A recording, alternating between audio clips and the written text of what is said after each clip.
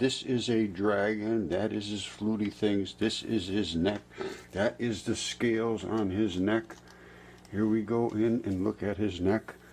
And those are the dragon scales. This is the Atlas Mountains. This is Morocco. Sorry, can I just stop you there and point out that this is indeed the Atlas Mountains, so this dragon would have to be about 50 kilometers long. Okay, carry on. Now, that's all the effluent running off his dead, decaying body, and he is absolutely enormous. He comes all the way down. That is his body. There's his legs, and that is his tail. And over here you can see his tail. Oh, my mistake. If that's the end of his tail, then he was 1,200 kilometers long. This is the eastern USA on the same scale. So I guess the dragon's head was sticking up above the atmosphere, which makes you wonder how it breathed, or what it ate. Come to that, where did it find a mate? Welcome to Mudfossil University, the university whose motto is, "We aren't a university." This is one of the Creationist claims nominated for this year's Golden Crocoduck, awarded for the biggest breach of the Ninth Commandment in pursuit of the Creationist cause. And this is extreme amounts of blood coming down to the artery. This one also has that. You may be able to make out a big bone here and a bone here. Mudfossil University seems to consist of some guy on YouTube who sees outlines of ancient creatures in all the rocks, in much the same way that you can look at this giant ape's foot and wonder how it turned into a carrot. I actually stayed in this part of Morocco for a week and then drove over the Atlas Mountains from Erfoud to Marrakesh. So I think I would have noticed if I was camping on the decaying body of a dragon.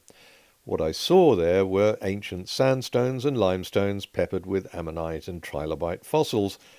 Geologists who've mapped the area have found nothing more fire-breathing than Paleozoic strata, pushed up, folded and faulted during a tectonic mountain-building epoch called the Alleghenian orogeny, about 300 million years ago. The legs are Triassic-Liassic dolerites, and the effluent running off his dead, decaying body is in fact water, which local people drink. You might think, surely no one would believe that this is actually a decaying dragon carcass based on the word of a creationist who's never been there. Oh, yes, they would. And that's the thing that links all our Golden Crocoduck nominees. They can make the most absurd, outrageous, and even comical claims, and someone out there is going to believe it. And talking of mythical creatures, Ezekiel chapter 1 verses 1 to 39 is actually describing the incredible creatures that surround the throne of God. It is crazy. If you read it, it's like, oh, wow. Yeah. You know, and A wheel so, within a and not wheel. just, the Hebrew scriptures, like it's all over every, The Vedic texts. of course. So these are spiritual phenomena. yes, Ezekiel chapter 1 says they each had 4 faces of animals and 4 wings. Sure, why not? But could these phenomena be from another planet, perhaps? There's no evidence they're from another planet. Oh, right. Glad to hear that the evidence for these 4-faced, 4-winged creatures is important. But that isn't why Tucker Carlson was nominated for a Golden Crocoduck. He was nominated by Skeptic of the North for this. The idea that, all life emerged from a single cell organism and over time, and there would be a fossil record of that, and there's not. Are creationists still pushing the line that the millions of fossils we have are not real, they're fake, or they don't exist, or, as they used to argue when I was a student, they've been made by the devil to test our faith? Really? Or is this just ignorance? But Darwin's theory's totally that's why it's still a theory almost 200 years later. Tucker, are you telling me you don't think the Earth revolves around the Sun because heliocentric theory is still a theory after 400 years? You don't think the Moon causes tides because that's still a theory after the same amount of time? Tide goes in, tide goes out. Never a miscommunication. You can't explain that. Shut up, Bill. What about germ theory? Maybe we don't need to wash our hands after going to the toilet or disposing of a dead rat because germ theory is still a theory after 150 years. I mean, it's fine for most people not to have a clue, but it's never a good idea to go on a podcast and broadcast your cluelessness to the world. Let's move on to the next nominee. And they were able to sequence, larger pieces of genes, but they still weren't really sequencing genomes per se. And the genes they focused on were genes that were very common among mammals. So they were standard genes, or what we call housekeeping genes, that basically do basic physiological stuff in the cell. And they were very similar between humans and apes, and really humans and rabbits and other mammals. Whoops, I was drifting off there. Sorry, but I can't sit through 24 boring minutes of this, and it's not clear what the breach is or where I'll find it, so I might have to skip this one. Let's move on to the next nominee. The neo-Darwinist leading theory of how they assume life started on Earth was by something called abiogenesis. To put simply, a pond of amino acids got heated from hydrothermal vents in the ocean floor that eventually evolved into all different types of life. Natural selection over time plus random DNA copying mistakes somehow equals all of life on Earth. Somehow? Yeah, I cracked a couple of eggs into a frying pan on the stove, whisked them up, and somehow made an omelette. Look, Sideshow Bob, you've just outlined how DNA copies aren't identical and nature selects those traits that are advantageous. There's no somehow needed. That's a pretty good summary. And the stages for abiogenesis are pretty well documented, as I've outlined in my video, The Origin of Life Made Easy. So what is it about this hypothesis that you object to? It's a sad attempt at drawing a conclusion of the origin of life. In my opinion, it's unbelievable to even accept this theory. Ah, the argument of incredulity. I don't believe it! Spontaneous generation, which is basically saying that something can come from nothing, or life can come from no life, which is obviously not true, was actually disproven in the 19th century by a French chemist named Louis Pasteur. Spontaneous generation was an ancient Greek idea to explain the mystery of why things like mushrooms, maggots, and moulds seem to appear out of nowhere overnight. It was first disproved through experiment in 1668 by Francisco Redi, and later by 18th century naturalists, but the final nail in the coffin was indeed Louis Pasteur 300 years later.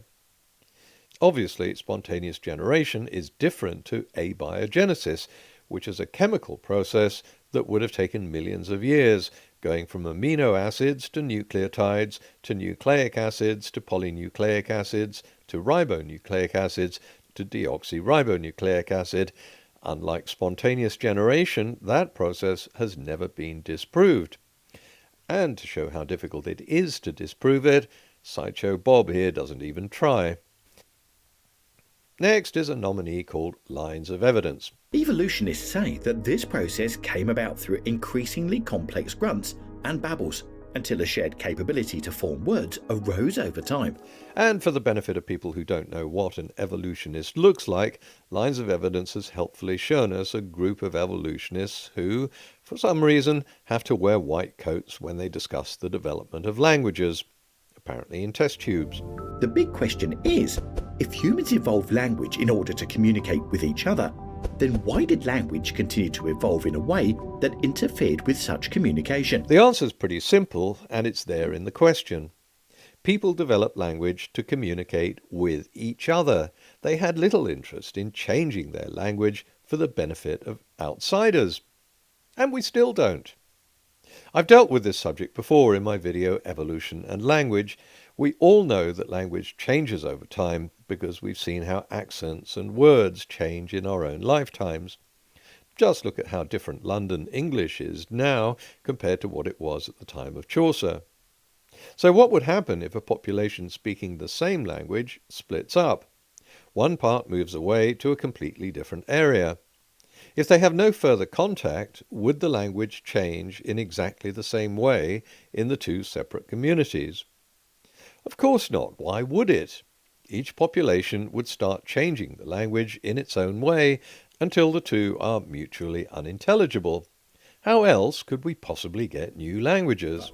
In Genesis 11, we have the account of Babel. As man disobeyed God's command to fill the earth and worked together to build a greater tower in the city of Babel, or Babylon, God thwarted their work by confusing their languages. Well, okay, but that makes no sense for two reasons. One is that languages are rarely distinct, The second reason is that a lot of these languages have formed since the Bible was written, so clearly a Tower of Babel isn't necessary to explain them. Japanese and Chinese are very similar languages. Whoa, before we go on, Standard Chinese and Japanese are not at all similar languages. The grammar is completely different, the word order is completely different, one is tonal, the other isn't, and apart from loan words, when the Japanese adopted the Chinese writing system, the vocabulary is completely different. Evolution would suggest that the two will eventually grow into one new language as man evolves up the linguistic chain. Why? Now, if the Japanese and Chinese were living together as one community for hundreds of years, then of course their languages would start to merge. And we see that. Lots of Chinese and Korean families settled in Japan, and their descendants now only speak Japanese, just as Danish and Norman French merged with Anglo-Saxon to give us one coherent English language. France and Italy assimilated various regional languages by diktat to achieve a standardized national language. In each of these cases, it's because there was one people under one government, a tribe or a nation. But where there are two separate peoples with different governments, we know that their languages remain distinct. What could possibly make creationists think that doesn't happen? The continued development should bring their languages closer and closer together to enhance collaboration between tribes and peoples. One should assume the end goal will be a single, shared human language. Within a single tribe, yes, but whether at primitive tribal level or at modern tribal level, each tribe fiercely defends its culture and its language.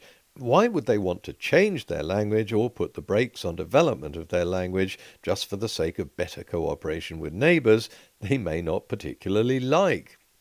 And what common language should we all be speaking? Maybe the Danes should start all speaking Swedish, so they're better at cooperating in, let's say, murder investigations. Are you going to tell them, or should I? Maybe it'd be easier to get the French to switch their national language to English. I mean, who could possibly object to that? My French is not so good. Can you maybe tell me in English? No! And you leave this country now and never come back! Et t'as gâché le vin! Lines of evidence ties this into the theory of evolution, which shows that they obviously don't understand the theory of evolution. Think of it as a linguistic edition of survival of the fittest. Just as many species and features have supposedly been left behind in the course of evolution, leaving us with the more finalized versions we have today. Well, they haven't supposedly been left behind. We know they've been left behind.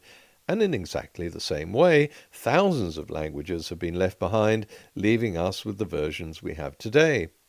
In fact, if we go with this analogy, different species of animals haven't converged into one single species of animal. Quite the opposite. They've diverged into thousands of different species. Look familiar? Let's move on to the next nominee, the one thing that will make you believe in Noah's flood. There's no physical evidence for a worldwide flood.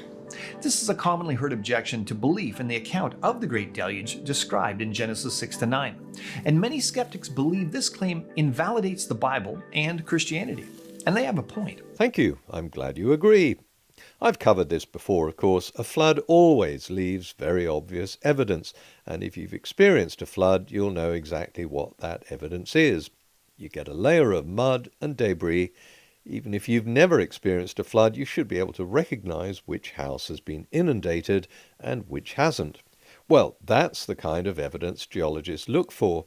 Of course, a house that's been through a flood will be cleaned up and the debris thrown away, so eventually that evidence might be erased. But on Earth, the evidence stays there, because no one cleans it up. That's why we can look back through time and still see floods that happened millions of years ago, big ones and small ones. They all leave the same telltale evidence. That's how we know that there hasn't been a global flood. So, thanks, you're right. That invalidates the Bible. Everyone accepts that fossil-laden rock layers cover the continents, and most of these were laid down by water. Could that be evidence for a global flood? No, because most of these deposits were laid down by the kind of sedimentation we see laid down today. So we know how these processes happen, and they're not the same as flood deposits. If I was to try to argue that this furniture could be the debris from a flood raging through the house the previous day, you might be a teeny bit sceptical. I was hoping that this nominee, Answers in Genesis Canada, would come up with something new. You know, look at the geological evidence that debunks Noah's Ark and find some way to rebut it. Like, for example, how does a flood explain chalk deposits that take millions of years to form? Or the fact that we get layers of coal on top of layers of coral, or sediment from a glacial environment on top of sediments from a tropical environment, but they don't rebut that or even look at it. They simply can't explain it. The title of the video says it all. It's aimed at gullible people who will passively sit and listen to the creationist version of events, never bother to look at the geology, and simply accept what they're told. Religious fodder. Well, that's it for this year's lineup. I'll announce the winner, as always, on October 28th, the feast day of the patron saint of lost causes, and see you then.